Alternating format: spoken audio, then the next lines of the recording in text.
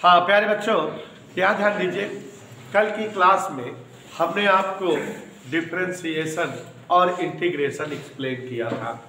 और बच्चों, डिफरेंशिएशन और इंटीग्रेशन इसलिए एक्सप्लेन किया था क्योंकि गति के समीकरणों को समाकलन विधि से प्रूव करना है। मोस्टली टीचर करते नहीं है, लेकिन हम आपको कराते हैं। और उसके बाद हम ग्राफ विधि से भी समीकरण को सिद्ध करेंगे।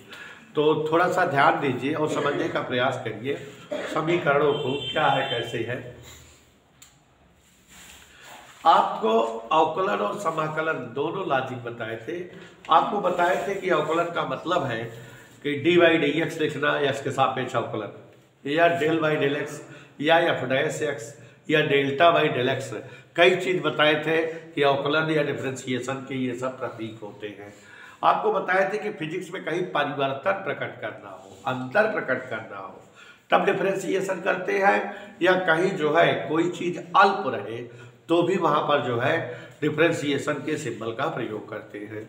और आप सभी बच्चों को ध्यान हो तो हमने आपको जो है एक्सप्लेन किया था बेटा, अच्छे से समझाया था कि अगर जो है कहीं पर डी लिख दिया गया तो इसका मतलब परिवर्तन है उस राशि का, या डिफरेंशिएशन किया गया है। एक्स की पावर एन का डिफरेंशिएशन आपको सूत्र बताए थे, घात पहले उतर आती है एन और घात एक घट जाती है, एक्स की पावर एन माइनस 1। एक्स की घात 10 का डिफरेंशिएशन 10 एक्स की घात 9, ऐसे ही। और कुछ विशेष सूत्रों का डिफरेंशिएशन दिखाए थे कि एक्स का डिफरेंशिएशन 1 होता है, किसी संख्या जिसमें एक्स ला हो उसका डिफरेंशिएशन 0 होता है। log x का डिफरेंशिएशन 1/x होता है। और आपको एक्सप्लेन किए थे सभी को sin x का डिफरेंशिएशन cos x का डिफरेंशिएशन डिफरेंशिएशन की रिवर्सेबल प्रक्रिया इंटीग्रेशन थी। और आपको बताए थे कि मार्कअप इंटीग्रेशन से इंटीग्रेशन को प्रकट करते हैं। और यह भी समझाए थे आपको इंटीग्रेशन के संदर्भ में, आपको एक्सप्लेन किए थे कि इंटीग्रेशन का मतलब है छोटी छोटी संख्याओं का योग। और आपको x की पावर l का इंटीग्रेशन बताए थे, x की पावर l प्लस 1 अपान l प्लस 1। पावर ऊपर एक बढ़ा दी जाती है, नीचे उसी बड़ी पावर से भाग दे देते हैं। और 1/x का समाकलन log x, एक का समाकलन x बताए थे, और आपको बताए थे sin x का समाकलन माइनस cos x का समाकलन माइनस। ऐसे ही कुछ जो है टर्म बताए थे कि आप इन्हें ध्यान रखना, और समाकलन इस पर जो है कहीं जरूरत पड़ेगी तो यूज करना। लिमिट समाकलन करने को बताए थे कि अगर a to b लिखी रहे तो एक बार सवाल में अपर लिमिट लिख दिया जाता है, माइनस लगा के सवाल में लोअर लिमिट, ऐसे ही तो समझाए थे। अब उसके बाद गति के जो समीकरण है,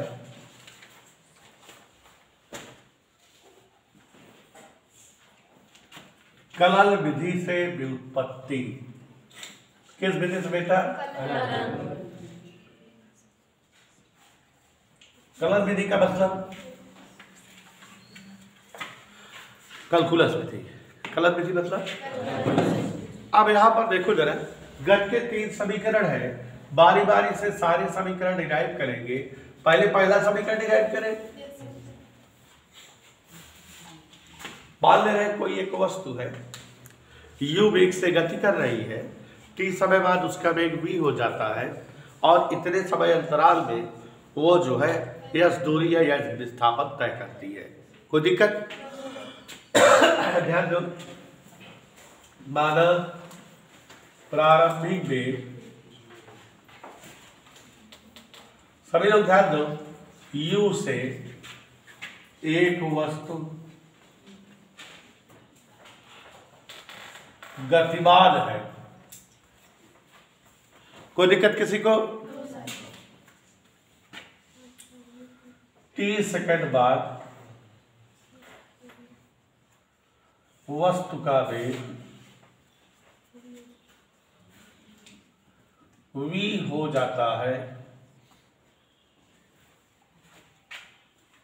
वस्तु द्वारा तय विस्थापन यश है।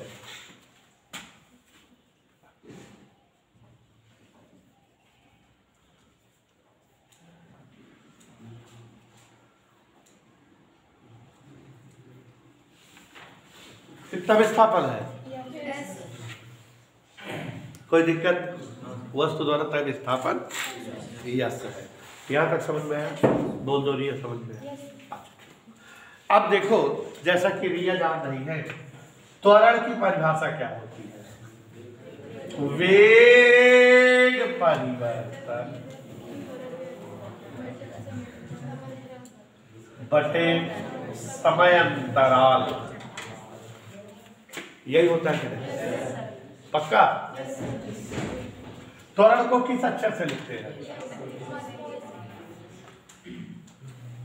मजा आया? कल की क्लास में आपको समझाए थे परिवर्तन को डिफरेंशिएशन टी से लिखते हैं। तो यहां वेग का परिवर्तन differentiation of B, any doubt? यहां समय अंतराल, समय का अंतर या अल्प समय dt। मजा आई? सबको यहां तक समझ में आया कि नहीं? क्लियर? परिवर्तन को dB और समय अंतराल को dt, कोई दिक्कत किसी को? ऐसे लिख दिए। अपान 1 करके तिरछा गुणा कर दे, कहीं कोई दिक्कत? समझते रहना बेटा। 1 इंटू dB बराबर a इंटू d, मतलब डिफरेंशिएशन। डिफरेंशिएशन कब गायब हुए? जब समाकलन करें। समाकलन करने पर, याद करिए, समाकलन करने का मतलब दोनों तरफ समाकलन का चिन्ह बना दें। तो 1 dB यहां a dt, यही हुआ। याद करो, कल हमने सूत्र बताया था समाकलन का कि अगर 1 का समाकलन x के सापेक्ष हो तो ये क्या आ जाता है? तो अगर 1 का समाकलन p के सापेक्ष हो क्या आ जाएगा? p। 1 का समाकलन t के सापेक्ष हो क्या आ जाएगा? ऐसे ना। और 1 का समाकलन v के सापेक्ष होता है। पक्का? समझ में आया? तो यहाँ 1 का समाकलन v के सापेक्ष, तो ये क्या हो गया? कोई दिक्कत? बचा ही एक और दो गिनती है कास्टाइन था बहरे आ गया। ये क्या बचा? एक का समाकलन कितने सापेक्ष? क्या हुआ? समझ आए? आप कल एक चीज और बता रहे लास्टवा में कि जब समाकलन कह दी जाता है उत्तर मूलक की प्लस का लगा दी जाता है कास्टाइन सी। बता रहे कि नहीं? ये तक समझ में आया कि नहीं? एक बार फिर से चला एक बार फिर। त्वरण बराबर वेग परिवर्तन बटे, पक्का? त्वरण को ए लिख दिए, वेग का परिवर्तन डिफरेंशिएशन ऑफ टी, समय का अंतराल डिफरेंशिएशन ऑफ टी, तिरछा गुणा 1 dB बराबर। और अगर इंटीग्रेशन का चिन्ह लगा दे तो मजा आ जाएगी कि नहीं? पक्का आ गया? कोई दिक्कत? यहाँ v का समाकलन dv का समाकलन v, t का समाकलन d, a लिखा है और कास्टेन c। अब बच्चों c का मान निकाला जाता है और हम यहाँ समझा दे रहे हैं, हर जो है डेरिवेशन में यूज करेंगे, जानते रहना। तो क्या ऐसे c का मान निकाला जाता है? ध्यान से समझिए और ध्यान से देखिए। तो यहां ध्यान दीजिए जरा, जैसे वस्तु चलने ही वाली थी, वस्तु जब चलने ही वाली थी, पहले समय ना ले रहे तो टी बराबर क्या हुआ है? 0। और जब चलने ही वाली थी तो समय वेग उसका क्या रहा होगा? प्रारंभिक वेग यू रहा हो। और वह समय को दूरी रतरी है भाई, जब वस्तु चलने वाली है। देखो, जब वस्तु गति प्रारंभ की होगी तो टी बराबर क्या है? चली रहा बाबा 1 सेकंड चली रहा, और टी बराबर 0 तो t बराबर 0 पे वेग जो रहा v के बजाय कौन वेग लिखा जाए? काहे? प्रारंभिक वाला वेग, शुरुआत वाला वेग। और वह समय में दूरी कितना रहे? जब चले वाली बात तो चली कहाँ बा? तो तीनों चीज याद रहे किला है। जब t बराबर 0 रहे तो v का हो जाए?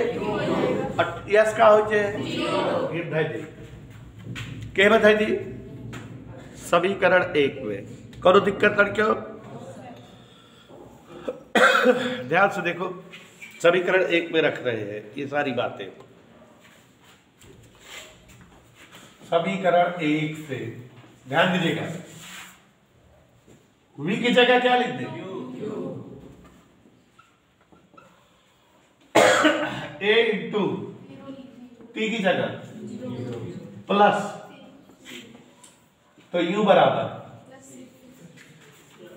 क्या मान आएंगे? सी का ध्यान सी बात। समीकरण 1 में सी का मान देखा, सब टीचर समझाओ तो लड़के की बहुत कठिन है ये भी तो पढ़ाओगे ना करते देखा।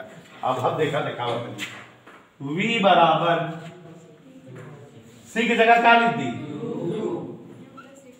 अब एक लिखा रहा थी, सिद्ध हो गई क्या?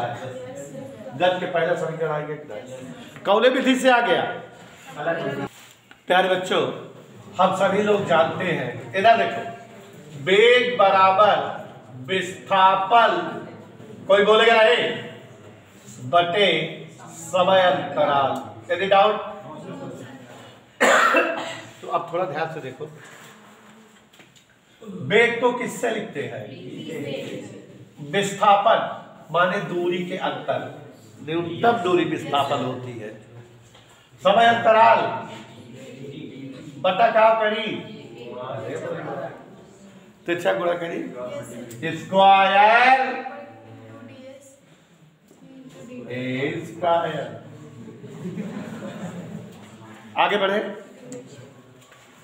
क्या करेंगे हम? पक्का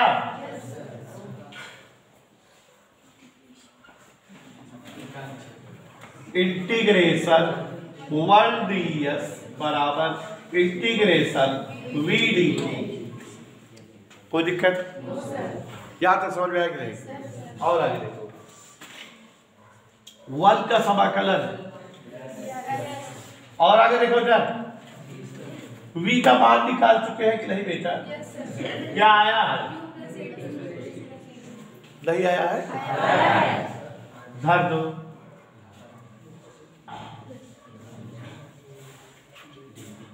मजा आया? कहो तो ब्रैकेट तोड़ दे। इंटीग्रेशन u का dt में, फिर at dt,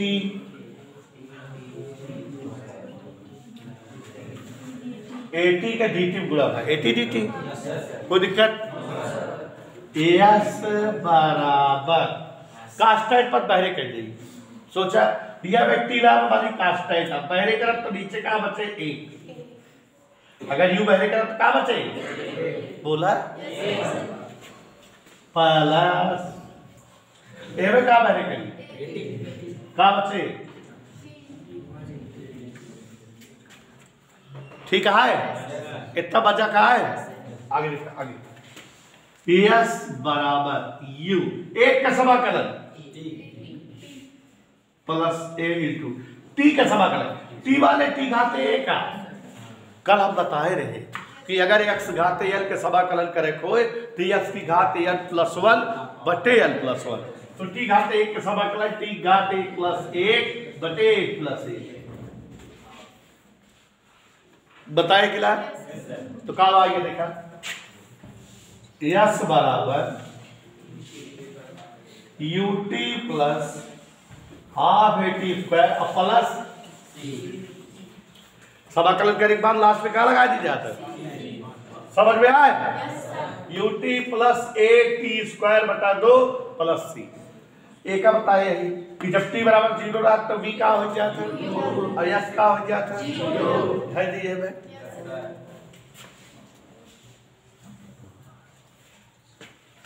धैर्य लड़कियों, चलो यस 0 यू ठीक है वी यू हो जाता यू थोड़ो वी रात तो यू हो जा नहीं भाई। अरे वस्तु जब चले वाली बा तो में केवल प्रारंभिक वेग है अंतिम वेग ना बा t0। अगर v होता कहीं तो उसको u लिख देते नहीं है तो नहीं है हाफ a t स्क्वायर वाले ये पूरा 0 है कि कितना है c बराबर समीकरण 1 से c मान लेगा s बराबर ut प्लस हाफ c मान 0। ये थोड़ा कठिन है ना लगा बना। हाँ यहाँ ध्यान दीजिए जरा सभी लोग एक बार और दम लगाइए आप समझने का। तो यहाँ पर जो है अनुराग पटेल सुधर जाओ ध्यान से देखिए वेग बराबर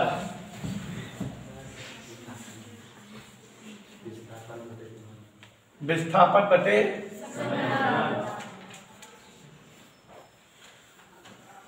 वेग बराबर विस्थापन बटे समय अंतराल।